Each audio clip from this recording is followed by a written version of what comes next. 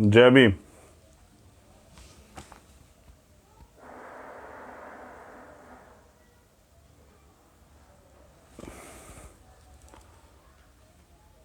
जय भीम, जय भारत, जय संविधान।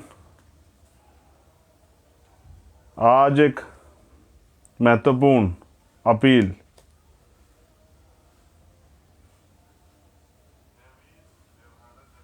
आप इसे अपील समझें या मेरी कहानी। बस मैं फ़ोन को ठीक करूं, फिर आप लोगों से बात करता हूं।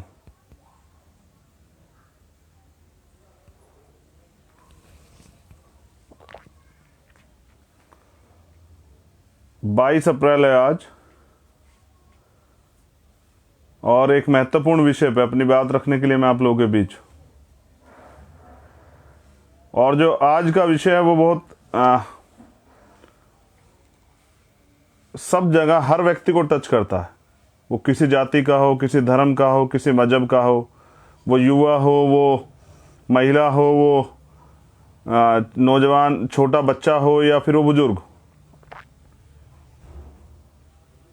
तो मुझे लगा कि मुझे अपनी बात आप लोगों से रखनी चाहिए। मैं इतने सारे लोगों को रिप्रेजेंट करता हूं, तो उनसे मुझे अपनी बात रखनी चाहिए, और इसलिए मैं आज आपके बीच में हूं अपनी बात रखने के लिए। तो जो बहुजन समाज में जन्मे, जिनकी वजह से हमें पढ़ने का अधिकार मिला, हमें सीखने का अधिकार मिला, हमें लड़ने का अधिकार मिला, हम लोग संघर्ष कर पा रहे हैं और हमारा जीवन जानवरों के जीवन से इंसानों जैसा हुआ है, मैं उन सभी को नमन करता हूं। और आज मैं नमन करता हूं महापुरुषों को नमन के बाद अपने पिताजी को, क्योंकि आज का जो लाइव है वो एक लाइव नहीं है, वो एक वार्ता है अपनी दिल की जो तकलीफ है आप लोगों को बयां करने के लिए। और वो मेरी तकलीफ नहीं, वो हर गरीब व्यक्ति की तकलीफ है, और वो हर उस व्यक्ति की तकलीफ है। जब आप उसे सुनेंगे तो आपको पता रहेगा कि जिस व्यक्ति ने कुछ खोया, मेरे जीवन में ये बदलाव कैसे आया। चंद्रशेखर एक वकील जो है वो एक सिपाही कैसे बना, भीम आर्मी के लिए प्रेरणा कहाँ से आई, और ये संघर्ष कहाँ से शुरू हुआ, उसके पीछे एक कहानी है। मैं कुछ लोगों से बयां कर चुका हूं, लेकिन आज मैं उस पर बात रखना चाहूँ क्योंकि हालात बिल्कुल ऐसे ही हैं। करुणा के सागर तथागत गौतम बुद्ध, संत श्रोमणी सतगुरु रविदास जी महाराज, भगवान वाल्मीकि महाराज, गुरु नानक देव, संत कबीर। और आज मैं सीधी बात पे आता हूँ। बाबा साहब अम्बेडकर को नमन करता हूँ, माननीय काशीराम साहब को नमन करता हूँ, भीम आर्मी और आज़ाद समाज पार्टी के एक कार्यकर्ता को नमन करता हूँ, उनको आभार प्रकट करता हूँ, उनका धन्यवाद करता हूँ, क्योंकि हमारे महापुरुष थे तो हम हैं। और मुझको पहचान देने वाले लाखों करोड़ों भीम आर्मी के कार्यकर्ता पदाधिकारियों का धन्यवाद करता हूँ। मैं जो कहानी बयां कर रहा हूँ वो मेरे पिताजी की कहानी है। जब 2012 में उनको कैंसर हुआ और मैं उनको लेकर गया दिल्ली एम्स में, वो स्वाभिमानी व्यक्ति जो किसी की एक बात बर्दाश्त नहीं करता था, लेकिन मेरे वहाँ जाने के बाद पहली बात तो सरकारी हॉस्पिटल, जहाँ उम्मीद है कि हम गरीब लोग भी इलाज करा सकते हैं,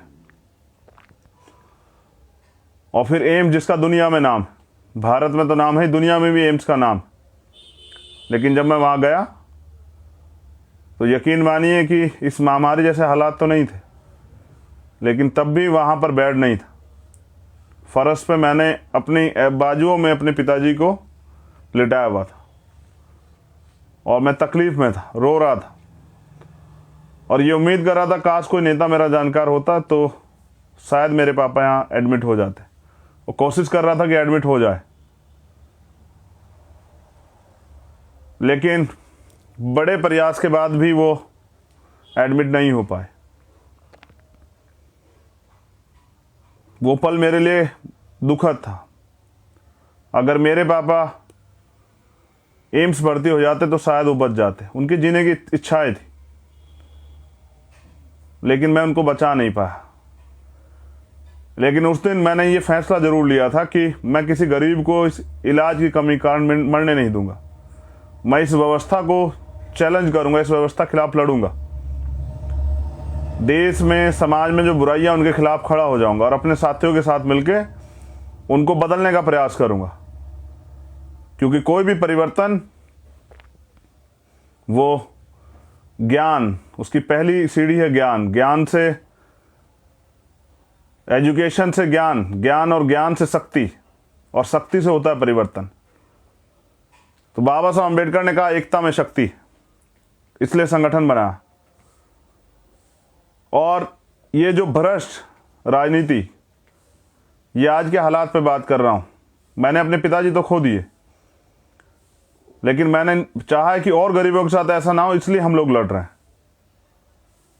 और ये बात आज के माहौल में आप खुद चेक करें, जिन हॉस्पिटलों के बाहर से जो वीडियो आ रही हैं, शमशान में क्या हालात हैं, कब्रिस्तान में क्या हालात हैं, आपके घरों पे क्या हालात हैं, आपके गांव में, आपके जिलों के अस्पतालों में क्या हालात हैं, मैं उस पर भी चर्चा करूंगा। लेकिन मैंने जो कहानी आपसे बयां की, ये मेरी लाइफ का जो चेंजिंग मोमेंट था,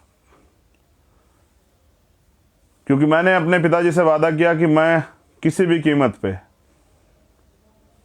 यहाँ कॉन्स्टिट्यूशन में सारे अधिकार होने के बाद भी जिस तरह का भेदभाव गरीबों और अमीरों के साथ है, और फिर जाति की तमाम तरह की समस्याएं, मैं इसको चैलेंज करूंगा, मैं इसको लड़ूंगा। और फिर माननीय अध्यक्ष जी और हमारे तमाम साथियों का धन्यवाद करता हूं, जिन्होंने मुझे ताकत दी, मुझे हिम्मत दी और मुझे चुना, मेरे ऊपर भरोसा दिखाया। तो मैं,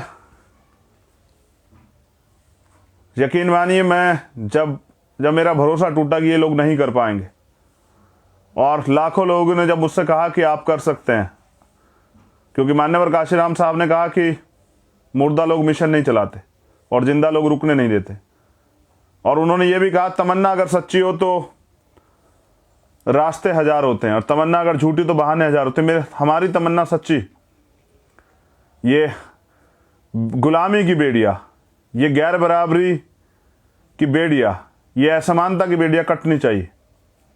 तो इसलिए मैंने कहा कि आज का जो मेरा लाइव है वो सिर्फ किसी एक जाति, किसी एक वर्ग, किसी एक समाज के लिए नहीं, देश के लिए। और मैं अब चुनिंदा मुद्दों पे आपकी बात रखूंगा, अपनी बात रखूंगा और आपसे, और लंबे समय तक आज आपसे बात करूंगा। अगर आम आदमी मास्क नहीं लगाएगा तो उस पर जुर्माना लगेगा, और यूपी में तो अगर दोबारा मास्क नहीं लगाएगा तो 10,000 रुपये का जुर्माना। और क्या योगी बाबा जी ने 10,000 रुपये का रोजगार दिया नौजवानों को?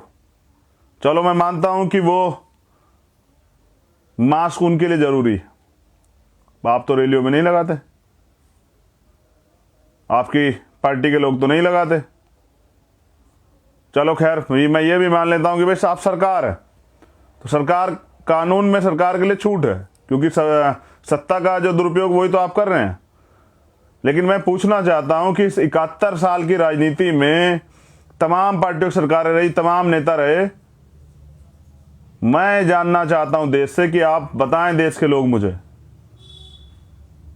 कि अगर हॉस्पिटल में बेड ना मिले, हॉस्पिटल में दवाई ना मिले, हॉस्पिटल में आईसीयू बेड ना हो, हॉस्पिटल में वेंटिलेटर ना हो, हॉस्पिटल में जो बुनियादी ज़रूरतें हैं, मेडिकल फैसिलिटी वो ना हो, तो सरकार पे कौन जुर्माना लगेगा? कौन सी सरकार जवाब देगी इसका? हम लोग किससे सवाल करें? हम लोग किसको पकड़ें? हम किससे बात करें? और इन सब कमी के कारण जब हमारे अपने लोग हमारे बीच से चले जाएंगे, जो बच सकते हैं, जब ऑक्सीजन नहीं होगी, तो इतने लोगों की जान जा रही है, इनकी जिम्मेदारी किसकी है? ये सरकारी तंत्र बना किस लिए था? ये लोकतंत्र तो बना इसलिए था, ये एडमिनिस्ट्रेशन, ये बुनियादी जितना भी सिस्टम बना इसलिए तो बना कि अंतिम व्यक्ति को भी सुविधा दी जा सके, अंतिम व्यक्ति को भी जो है वो सुविधाएं, वो अधिकार मिले जो सभी लोगों को है। तो हम लोग किससे सवाल करें? आम आदमी किसके पास जाए? आम आदमी किसका गिरबान पकड़े, किससे सवाल करे, किसके आगे अपना दुखड़ा रोए, किसके आगे आंसू बहाए, किसकी गाड़ी के आगे लेटे, सीएम की गाड़ी के आगे, पीएम की गाड़ी के आगे? कहाँ जाए आदमी जब वो अपनों को खोता है? ऐसे समय में कौन जवाब देगा? मुख्यमंत्री जवाब देंगे, प्राइम मिनिस्टर जवाब देंगे। जब आप सवाल करेंगे, आप मुद्दों पे सवाल करेंगे, इधर आप सवाल करेंगे तो वो आपको नक्सली कह देंगे, खालिस्तानी कह देंगे, आतंकवादी कह देंगे, देशद्रोही कह देंगे। आप सवाल करोगे मुद्दों पे तो वो ले आएंगे धर्म, वो ले आएंगे छदम राष्ट्रवाद, वो ले आएंगे हिंदू मुसलमान, वो ले आएंगे, अगर इससे भी काम नहीं चल रहा तो वो ले आएंगे भारत पाकिस्तान, वो ले आएंगे शमशान कब्रिस्तान। ये सब बातें लाके और मुद्दों को पीछे हटा देंगे। ये देश की जो है ये आम समस्या है। ये जो मैंने कहा आपसे, जब भी आप सरकार सवाल करोगे तो सरकार, मीडिया के लोग इस पर चर्चा कर देंगे। अभी तो आप आने वाले कल में देखना कि जैसे चुनाव खत्म होंगे तो हो सकता है कि मीडिया गायब भी कर दे इस मुद्दे को, मीडिया दिखाए ना, क्योंकि आपको तो वही पता लगता है ना जो मीडिया दिखाती है देश के लोगों को। सोशल मीडिया वाले तो नहीं जा सकते हैं कि क्या क्या अस्पताल के अंदर हो रहा है। अब तो हालात भयावह हो गए हैं, डरावने हो गए हैं। चोर बाजारी तो देखिए कि लाशों से भी पैसे वसूले जा रहे हैं। आप खुद देख रहे हैं कि क्रिमिनेशन के नाम पे, अंतिम संस्कार के नाम पे किस तरह लूट मची हुई है। ये वही लोग हैं जो आपको भगवान से मिलाते हैं, जो आपकी बात भगवान से करते हैं, और इनको अपना घर चलाने के लिए आपकी लाशों से भी पैसे चाहिए। सवाल ये नहीं है राजनीति किस लिए, इसका उद्देश्य क्या है। राजनीति इसलिए है कि प्रदेश में या देश में रहने वाले अंतिम व्यक्ति को भी वो सुविधाएं मिले जिसका वो हकदार है, भारत का नागरिक होने के कारण। कौन सी सरकार दे रही है, किस सरकार ने दिया, और सरकार क्यों नहीं दे रही है? कॉन्स्टिट्यूशन देता। मैं तो अपने भाषण में भी कहता हूं कि रोटी, कपड़ा, मकान, चिकित्सा, शिक्षा, सुरक्षा, रोजगार और न्याय, ये 8 चीजें कॉन्स्टिट्यूशन देता है। सरकार की जिम्मेदारी बनती कि दे, लेकिन क्यों नहीं देती सरकार है? क्योंकि उनको पता है ना, जब वोट का समय आएगा तो हम हिंदू मुसलमान पे बात करेंगे, हम मंदिर मस्जिद पे बात करेंगे, हम भारत पाकिस्तान पे बात करेंगे, हम शमशान कब्रिस्तान पे बात करेंगे, हम धर्म पे बात करेंगे और धर्म की अफीम चटाएंगे लोगों को। तो ये डरावना है। हमें एजुकेशन पे बात करनी चाहिए, लेकिन सरकार धर्म की बात करेगी।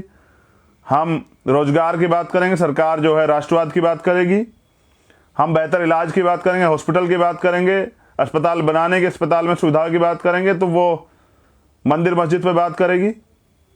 हम बात करेंगे महिलाओं की सुरक्षा पे तो वो बात करेगी भारत पाकिस्तान पे। ये मीडिया का चरित्र है, जिसको कहते हैं लोकतंत्र का चौथा स्तंभ है। हम बात करेंगे सुविधाओं पे जो अंतिम व्यक्ति को मिलनी चाहिए तो सरकार बात करेगी, सरकार कहेगी कि आप देशद्रोही हो, आप आतंकवादी हो, आप खालिस्तानी हो, आप नक्सली हो, झूठे मुकदमे लगाएगी, जेल डाल देगी। चुनाव, मोदी जी, अमित शाह जी चुनाव प्रचार नहीं रोकेंगे, वो चुनाव पे भी बैन नहीं लगाएंगे, चुनाव रोकने की बात नहीं करेंगे। चलिए, चुनाव प्रचार मत रोकिए, चुनाव पे बैन मत लगाइए, लेकिन पूर्व सुबह के शाम समय जो है चुनाव में सभा करेंगे लाखों लोगों की, रोड शो करेंगे। इनकी तो भाजपा के लोगों की तो इंसानियत भी चली गई। अमित शाह आज भी रोड शो कर रहे हैं और शाम को आगे प्राइम मिनिस्टर कहेंगे कि 2 गज दूरी, मास्क का जरूरी। और आपकी रैलियों में जब आप लाखों लोगों के साथ रैलियां कर रहे हैं, रोड शो कर रहे हैं, तब यहां ये बुनियादी जो मुद्दा है, ये भाजपा के लोग जो हैं, आरएसएस के लोग हैं, सत्ता के भूखे लोग, जिनको लाशों पे मिले, जिनको झूठ बोल के मिले, जिनको लोगों को गुमराह करके मिले, जमूले बोलकर मिले, इनको सिर्फ सत्ता चाहिए और इसलिए इनको चुनाव चाहिए। जब WHO ने गाइडलाइन जारी कर दी थी कि ये जो सेकंड इसकी वेब आएगी, ये जो दूसरी बार इसका प्रकोप होगा, दूसरी बार जो ये फैलेगा तो ये बहुत विनाशकारी होगा। तो पिछले 1 साल में सरकार ने किया क्या? पीएम केयर फंड का पैसा कहां गया? कितने ऑक्सीजन के प्लांट लगे? कितने नए हॉस्पिटल बने? कितने वेंटिलेटर तैयार हुए? कितने आईसीयू के बेड बने, कितने जो अन्य इक्विपमेंट है वो तैयार हुए, ग्लव्स, सैनिटाइजर्स और मास्क, सब चीज़ें। और गजब की बात तो देखिए कि भारत में वैक्सीन की शॉर्टेज है। यहाँ तो सरकार ने कह दिया कि पहले जो 157 रुपये में सरकार को मिल रहे थे वो 600 रुपये में, 500 रुपये में जाएगी। तो ये मोदी जी तो अभी पिछले साल से दुगनी बांग्लादेश को और पता नहीं किस किस देश को, पाकिस्तान को भी इनको भेज रहे थे ऑक्सीजन। और आज हमारे हालात, देश में हालात देखिए, आज जरूरत है खरीदनी पड़ रही है, मंगानी पड़ रही है। तैयारी क्या है सरकार की? सरकार वाहवाही लूटने के चक्कर में, सरकार जो है सत्ता में आने के चक्कर में, सरकार बनाने के चक्कर में, और ये सब चीज़ें कर रही है। इसका नुकसान किसे झेलना पड़ रहा है? आम आदमी को। और वह आम आदमी किससे सवाल करे, किस सरकार से पूछे? बड़ी बड़ी 3000 करोड़ रुपए की पटेल साहब की मूर्ति लगाने से गरीबों की जान बच जाएगी क्या? स्टेडियम बनाने से गरीबों की जान बच जाएगी क्या? 4000 करोड़ रुपए कुंभ में लगाने से गरीबों की जान बच जाएगी क्या? और जो आज हालात हैं, ऑक्सीजन का सिलेंडर अस्पताल वाले कहते हैं कि गरीब आदमी लेके आए अपना, तब पेशेंट भर्ती होगा। तो कितना रोजगार दिया सर आपने? कितने लोगों को जो है आर्थिक इकोनॉमिक कंडीशन क्या है, देश की जीडीपी कहाँ है, क्या बताना पड़ेगा आपको? माइनस में चल रहे हैं आप लोग। आम आदमी पे खाने को रोटी नहीं, वो कहाँ से लाके इलाज के लिए पैसे? और उसकी जिंदगी, राइट टू लाइफ की कौन जिम्मेदारी लेगा? ये सरकारों के अलावा कौन पे 302 का मुकदमा क्यों ना दर्ज हो? क्यों माननीय सुप्रीम कोर्ट जो है स्वतः संज्ञान नहीं ले रहा है? ये जो अरबपति खरबपति बन गए नेता, इनके बड़े बड़े कार्यालय बन गए, ये जो पैसा कहाँ से आया इनके पास? ये लोगों पे दवाई के पैसे नहीं है, लोगों की जान की कोई वैल्यू नहीं है। बीजेपी को, भाजपा के लोगों को सरकार बनानी है, बंगाल में चुनाव लड़ना है। अगर उसमें कोरोना संक्रमण फैल जाएगा, लाखों लोगों की जान जाएगी, कोई मतलब नहीं है। इनकी जो हवस है, सत्ता की भूख जो है वो पूरी होनी चाहिए। तो मेरा आपसे भी ये कहना है कि आप, कुछ लोग जो हैं देश में निजीकरण पे बहुत खुश थे कि प्राइवेटाइजेशन हो रहा है, बहुत अच्छी बात है, होना चाहिए। ये लोग काम नहीं करते हैं, सरकारी वाले जो हैं ये हाथ पे हाथ धर के खाते हैं। और सर अब कौन सा प्राइवेट हॉस्पिटल आपको एडमिशन दे रहा है? अब तो आप सरकारी के भरोसे हैं। सारे अधिकारी कर्मचारी, वो गवर्नमेंट हॉस्पिटल हो या फिर वो पुलिस हो या प्रशासन के लोग हो, आप तो उनके भरोसे हैं। आपको तो प्राइवेट चाहिए था। आप तो बड़े बड़े दावे कर रहे थे कि इससे तो जो है मकारे लोग जो हैं उसमें रूलिंग में बैठे हुए हैं, सरकारी की वजह से ये तो बंद होना चाहिए। और आप आज जब आपके पिताजी हॉस्पिटल में हैं और आप इलाज का खर्चा नहीं जुटा पा रहे हैं, आपकी माँ हॉस्पिटल में, आपकी बहन हॉस्पिटल में, आपकी पत्नी हॉस्पिटल में, आपका बच्चा हॉस्पिटल में है, तो सर अब कौन से सरकारी वाले को गाली देंगे? ये अपनी जिम्मेदारियों से भाग के काम नहीं चलेगा। ये जो देश के जो लोग हैं, ये चुनाव के समय अपनी जिम्मेदारी से भागते हैं और ये सवाल नहीं करते हैं। निजीकरण पे खुश होने वालों से मैं दोबारा पूछना चाहता हूं, सर अब जहां आपकी आय इतनी अच्छी नहीं है, आपको तो पता है ना कि प्राइवेट वाले तो अभी किसी की गाड़ी भी रख ली, वो डेड बॉडी नहीं दे रहे थे तो किसी की गाड़ी भी रख ली उन्होंने कि भाई गाड़ी छोड़ जाओ, गाड़ी हम लोग सीट रखेंगे अपने पास, अगर जब पैसे चुका दोगे तब ले जाना। ये प्राइवेट। और आज अगर आप प्राइवेट में हैं, आपकी बीवी बीमार है तो आपको छुट्टी चाहिए, नहीं मिलेगी। आपकी माँ बीमार है तो छुट्टी नहीं मिलेगी। ये प्राइवेट सेक्टर तो अब छुट्टी मार के बैठ जाएगा। सरकारी कर्मचारी अभी भी जाएंगे, अपनी जान को जोखिम में लेंगे। सफाई कर्मचारी जाएगा सड़कों पे, अधिकारी कर्मचारी जाएंगे। तो क्योंकि आपको जानकारी नहीं है और आप जानना नहीं चाहते, आप सवाल नहीं करना चाहते, इसलिए आप इन सब चीज़ों से अनभिज्ञ हुए बैठे हैं और आप जानना भी नहीं चाहते।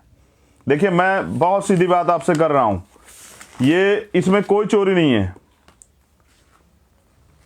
ये जो अडानी अंबानी के किराए पे लाए गए लोग हैं, ये आपका भला नहीं कर सकते हैं, ये आप जान लीजिए। ये जो किराए पे लाए हुए लोग हैं, जो अडानी अंबानी के अपने लोग हैं, ये आरएसएस भाजपा के लोग आपका भला नहीं कर सकते। और जो लोग पहले भी सरकार में रहे, उन्होंने कितना भला किया आप देख लीजिए। दूसरे देशों की तुलना में हम लोग कहाँ हैं? और आज भी लोग हवन से ख़त्म कर रहे हैं, कोरोना पूजा पाठ से ख़त्म कर रहे हैं, तो हॉस्पिटल तो की ज़रूरत ही नहीं उन लोगों को, तो उनको तो नहीं जाना चाहिए हॉस्पिटल, जो आज भी पाखंडवाद में घूम रहे हैं। और मुझे दुख है कि यहाँ तो आप हालात देखिए, मुसलमान होना अपराध है, जब पिछली बार तबलीगी जमात पे बात आई थी तो कितना बवाल काटा था हम लोग, ये देश के लोगों ने पानी पी पी के गालियां दी थी मुसलमानों को। और अब करो, अब कुंभ में क्योंकि आपका वोट खतरे में पड़ जाएगा तो आप नहीं बोलेंगे। और जब कुंभ में बैठे हुए हमारे महामंडलेश्वर ये कह रहे हैं कि भाई ये तो रहेगा कोरोना, ये क्या नाम कुंभ, जब सरकार के लोगों की बात नहीं मान तो आप मुकदमा तो दर्ज नहीं करेंगे उनके ऊपर, ना ही उनसे सवाल करेंगे, ना ही पुलिस भेज के जोर जबरदस्ती करेंगे, ना ही उनको जो है जेल में डालेंगे, क्योंकि आपका हिंदू वोट खतरे में पड़ जाएगा। तो वोटों के सौदागर को मैं पूछना चाहता हूं कि भाई आप आम आदमी की जान क्यों खतरे में, क्योंकि जो वहां गया है कुंभ में और वो कुंभ से आएगा और जाएगा जनता के बीच में, तो अगर उससे संक्रमण फैलेगा तो कौन जिम्मेदार होगा, इसकी जिम्मेदारी कौन लेगा? कोई विपक्ष के लोग रैली नहीं कर सकते हैं, विपक्ष के लोग रोड शो नहीं कर सकते, विपक्ष के लोग नहीं निकल सकते, उन पर मुकदमे दर्ज हो जाएंगे। लेकिन आप तो सही पे भी सवाल नहीं कर सकते हैं। तो कुंभ से आस्था की चटनी से मुक्ति तो हो सकती है, आपकी आत्मिक मुक्ति तो हो सकती है, लेकिन क्या उसके बाद जो हो रहा है उसकी जिम्मेदारी कौन लेगा? प्रधानमंत्री या वो धार्मिक गुरु या तमाम लोग, कौन लेगा जिम्मेदारी? क्योंकि आम आदमी तो ले नहीं सकता। मैं कैसे ले सकता हूं? मेरे पास तो कलम ही नहीं है, वो कलम की ताकत। मैं सरकार में होता तो मैं होने ही नहीं देता सब चीजें। हमारी तो बुनियाद पहले, क्योंकि हम जानते हैं, हम उस वर्ग से आते हैं, गरीब वर्ग से, जहां दिक्कत है 90% इस देश के गरीब लोगों के लिए। हम तो उनके लिए सोचते, जहां होते, जिस क्षेत्र में होते, जिस स्टेट में होते, वहां के लिए सोचते कि अगर भविष्य में ऐसा हो जाए तो फिर क्या होगा। हम तो सरकारी स्कूल में पढ़ने वाले लोग, हम तो उन पे ध्यान देते जहां से देश को मजबूती देनी है। तो ये हालात हैं, और इस हालात के कारण मैं याद दिला रहा हूं और मैं अपने साथियों से कहना चाहता हूं कि हम 25 तारीख को हिसाब मांगे हरियाणा सरकार से। रमन वाल्मीकि भाई की हत्या हुई थी जेल में, 1 साल हो गया 25 तारीख को। मैं उनको भी नमन करता हूं, लेकिन इंसाफ नहीं मिला अभी तक। तो 25 तारीख को हम हरियाणा सरकार से जवाब मांगे कि क्या हमारे साथ अन्याय अत्याचार होगा तो क्या हमें न्याय नहीं मिलेगा? जो कॉन्स्टिट्यूशनल राइट है, हमारा लोकतांत्रिक संवैधानिक अधिकार है, राइट टू लाइफ, और न्याय भी हमारा जन्म से अधिकार है, वो नहीं मिलेगा। तो रमन भाई के परिवार के हौसले टूट गए, लेकिन मैं उनसे भी निवेदन है, हौसले नहीं तोड़ने। हम लोग जब तक न्याय नहीं मिलेगा इस लड़ाई को लड़ते रहेंगे, हम आपके साथ हैं सब लोग। तो 25 तारीख को उनके लिए न्याय की मांग भी करेंगे। लेकिन मैं नौजवानों से, जो 51% नौजवान है देश के, मैं उनसे अपील कर रहा हूं, वो हमारी बहनें हों, वो हमारे नौजवान साथी, युवा हों, पुरुष हों, कि अगर आप इस भ्रष्टाचार की राजनीति से, आप इस दोगली झूठी धर्म की चटनी वाली राजनीति से, आप अगर देश के अच्छे नागरिक हैं, देश को आगे बढ़ाना चाहते हैं, देश को के नाम को रोशन करना चाहते हैं, तो आपको राजनीति में हिस्सेदारी तो करनी पड़ेगी, वरना अयोग्य लोग ऐसे ही शासन करेंगे और देश बर्बाद होता रहेगा। उनके एजेंडे में ये सब चीजें है ही नहीं। तो मैं ये भी कह देता हूं कि भाई बहुसंख्यक होने से भी परिवर्तन नहीं हो सकता। परिवर्तन होने के लिए तो आपको जागरूक होना पड़ेगा, आपको शिक्षित होना पड़ेगा, आपको जो है वो स्वाभिमानी बनना पड़ेगा, आपको जागरूक रहनी पड़ेगा, और आम आदमी को भी जागरूक करना पड़ेगा, लोगों को बताना पड़ेगा कि लोकतंत्र किस लिए और सरकारें किस लिए हैं। तो मैं आपसे अपील कर रहा हूं कि एकजुट होकर सरकार के खिलाफ लड़े, और उन सब सरकारों के खिलाफ लड़े जहां जहां आप ये भी देख लीजिए कि देश के कौन से प्रदेश में हालात बहुत सामान्य हैं, जहां सारी सुविधाएं, यानी कि सारे लोग भ्रष्ट हैं। तो उन सब के खिलाफ आपको लड़ना होगा। और मैं युवाओं से, देश के युवाओं से आह्वान करता हूं कि एकजुट होके, क्योंकि बाबा साहब अम्बेडकर ने भी कहा था कि जब मेरे हित में और देश हित में टकराव होगा, मैं दोबारा से इस लाइन को दोहराता हूं, ये लाइन अंत की लाइन, कि जब मेरे समाज के हित में और देश हित में टकराव होगा तो मैं अपने समाज के लिए खड़ा रहूंगा, और जिस दिन देश हित में और मेरे हित में टकराव होगा तो मैं देश के लिए खड़ा रहूंगा। तो आज मैं इस देश के करोड़ों नौजवानों से कहना चाहता हूं कि एकजुट होके इन झूठी, दोगली और ये जो सरकार है, जो जिनके एजेंडे में ये नहीं है, उनके खिलाफ लड़ने का काम कीजिए, एकजुट रहिए। मैं आम जनता से भी अपील करूंगा, लेकिन उससे पहले मैं देश के झूठे प्रधानमंत्री से अपील करता हूं कि लाखों किसानों की जिंदगी के साथ मत खेलिए सर। आप प्रधानमंत्री, देश के प्रधानमंत्री, हम सबके प्रधानमंत्री। मैं समझता हूं कि आपको सत्ता की भूख है, लेकिन हमारे किसान मोर्चों पर डटे हुए हैं, और वहाँ अगर कोरोना संक्रमण फैलेगा तो बहुत सारे लोगों की जान जो है जोखिम में चली जाएगी। अपना अहंकार त्यागिए, अपनी हठधर्मिता त्यागिए और किसानों की मांग मान के उनको सहसम्मान सुरक्षित उनको वापस भेजने में मदद कराएं। कोरोना को हथियार बना के उनके साथ जुल्म ज्यादती करने का प्रयास मत कीजिए। अगर आप ऐसा करेंगे तो मैं वचन देता हूं, मैं संकल्प लेता हूं कि अगर आपने ऐसा किया तो मैं लाखों दलितों को लेके मोर्चों की तरफ निकलूंगा। अगर आपने ऐसा कदम उठाने का प्रयास किया, चाहे इसमें मेरी जान क्यों ना चली जाए, लेकिन मैं अन्याय अत्याचार के खिलाफ जो मेरी पहचान है मैं लड़ूंगा और मैं आपको इजाज़त नहीं दूंगा कि आप हमारे किसानों के साथ मजाक करें, आप उनको हटाने का काम करें, उनके साथ जुल्म ज्यादती करें, उनके अगर आप गोलियों से भी खेलना चाहेंगे उनके साथ तो सीना हमारे सबसे पहले रहेंगे। मैं वचन देता हूं कि अगर आपने ऐसा करने का प्रयास किया तो मैं निकलूंगा, अपने सब लोगों से अपील करके और पैदल निकलूंगा उन मोर्चों की तरफ, और इस लड़ाई को फिर हम लोग लड़ेंगे। अगर आपने हमारे किसान परिवारों के साथ जुल्म ज्यादती की तो ये सरकार इसे मेरी चेतावनी भी समझे। इस मामले में कोई समझौता नहीं होगा। पहले हम कई आंदोलन खो चुके हैं, लेकिन देश को बचाने के इस आंदोलन को नहीं खोने देंगे। तो अगर सरकार गोली से खेलना चाहेगी, बंदूकों से, तो सीने हमारे मजबूत है, हम आपकी गोलियों का दम देखने के लिए भी आएंगे, लेकिन इस बार नहीं। और मेरी अपील है आम आदमियों के साथ, भीम आर्मी और आज़ाद समाज पार्टी कार्यकर्ताओं से, बहुजन समाज के लोगों से, हर उस व्यक्ति से जो सक्षम है कि गरीब लोग परेशान हैं, वो अपने लोगों को बचाना चाहते हैं, सरकार ने सुविधाएं नहीं दी है, उनकी मदद कीजिए। आप लोग निकलिए और अपनी जान की सुरक्षा करते हुए जो जरूरी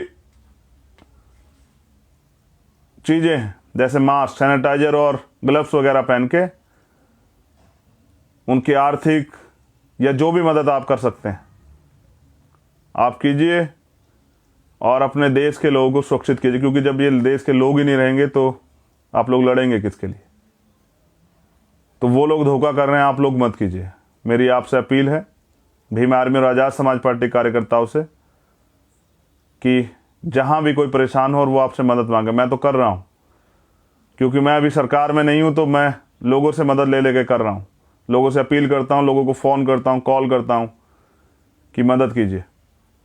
लेकिन मैं आपसे ये कहता हूं कि आप जिस भी ज़रूरतमंद की मदद कर रहे हैं तो अपने आप को सौभाग्यशाली मानिए, और ये झूठ, पाखंडवाद और तमाम तरह की चीज़ों से निकल के विज्ञान के क्षेत्र में जाइए। आज जो अगर कोई चीज़ आपको बचा सकती है तो वो दवाई बेहतर इलाज है। तो मेरा आज का जो लाइव था इसके लिए मैं आपका धन्यवाद करता हूं कि आप हज़ारों की संख्या में इसको सुन रहे हैं, लेकिन इस पर अमल भी करना है। सत्ता, राजनीतिक व्यवस्था इसीलिए कि परिवर्तन किया जाता। 71 साल में आज भी जो है, अगर देश में 84 करोड़ लोग सस्ते राशन पर निर्भर है तो बदला क्या है देश में? यानी कि लोगों ने बदलना ही चाहा। लोग चाहते हैं गरीब लोग उनके मोहताज बने रहे, उनके अधीन बने रहे। मैं इस व्यवस्था को बदलने में आपकी मदद चाहता हूं। अपने देश को का जो नाम है दुनिया में, सोने की चिड़िया, उसको दोबारा से बुलंद करने के लिए इस झूठी धर्म की, छल की, मंदिर मस्जिद की, पाखंडवाद की राजनीति से बाहर निकाल देश के लिए कुछ करने के लिए, देश के वंचित वर्ग के तबके को अधिकार के लिए और देश के गौरव को जिंदा रखने के लिए। उस गौरव को जब जय भीम जय भारत कहते हैं तो गर्व से हमारा सीना जो है चौड़ा होता है। जब टीम इंडिया जीतती है तो हम लोग गर्व करते हैं। जब भारत से कोई गोल्ड मेडल लेके आता है, चाहे ओलंपिक में हो या एशियाड में हो, कहीं भी, तो हम लोग फूले नहीं समाते। जब भारत का कोई व्यक्ति टॉप करता है या भारत का नाम रोशन करता है तो हम लोग अपने आप को गौरवान्वित महसूस। उस भारत के सम्मान के लिए मैं देश के नौजवानों से ये कहना चाहता हूँ कि दूसरों के भरोसे मत छोड़िए, ईश्वर के भरोसे मत छोड़िए, किसी के भरोसे मत छोड़िए, अपनी लड़ाई लड़िए और अपने देश को सुरक्षित रखने के लिए और अपने देश के लोगों को सुरक्षित रखने के लिए कदम बढ़ाइए। निकलिए, घर से निकलिए और मदद कीजिए। हाँ, यहाँ आपको मुसीबतों के सामने भी करने पड़ेंगे, लेकिन इससे नहीं घबराना, ये तो सहने पड़े हमारे गुरुओं महापुरुषों को। जब भी हमने परिवर्तन की लड़ाई लड़ी है तो बहुत कुछ कुर्बान करना पड़ा है। तो खूब मदद करें। ये मदद जो है लोगों के प्रति आपके भरोसे को और मजबूत करेगी। जय भीम, जय भारत, जय संविधान, जय विज्ञान, जय लोकतंत्र। और अपनों की खोने की कीमत वही जानता है जिसने कोई अपना खोया है। मैं तो इस समाज को परिवार मानता हूँ, इस पूरे देश को परिवार मानता हूँ, बहुजन समाज को परिवार मानता हूँ। मैं तो करोड़ों माताओं बहनों के दुख को, उनके आंसुओं को पूछना चाहता हूँ। मैं तो अपने बुजुर्गों की पगड़ी का सम्मान रखना चाहता हूँ। मैं तो नौजवानों के लिए हक अधिकार चाहता हूँ, उनके लिए रोजगार चाहता हूँ, उनके लिए अच्छे एजुकेशन चाहता हूँ, उनके लिए न्याय चाहता हूँ। मैं तो देश में समता, समानता, बंधुत्व, भाईचारे पर आधारित समता मूलक समाज की स्थापना के लिए बाबा साहब अम्बेडकर और मान्यवर काशीराम साहब के सपने को पूरा करना चाहता हूँ। और इस लड़ाई में मैं आपका साथ भी चाहता हूँ। बहुत बहुत आभार। आप सभी का मंगल हो। करुणा के सागर तथागत बुद्ध की अनुकंपा हम सब लोगों पे हो। हमारे गुरुओं महापुरुषों की अनुकंपा हम सब लोगों पे हो।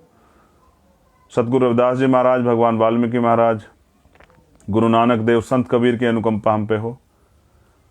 और वो अनुकंपा इसलिए हो कि हमें सद्बुद्धि मिले देश के लोगों को, और हम लोग इस नकम्मी और भ्रष्टाचारी सरकारों को हटा के अच्छे लोगों को काम करने का मौका दे, जिससे कि भारत का भविष्य जो है वो अच्छा। बहुत बहुत धन्यवाद, आभार। जय भीम, जय भारत, विजय भारत और यशस्वी भारत।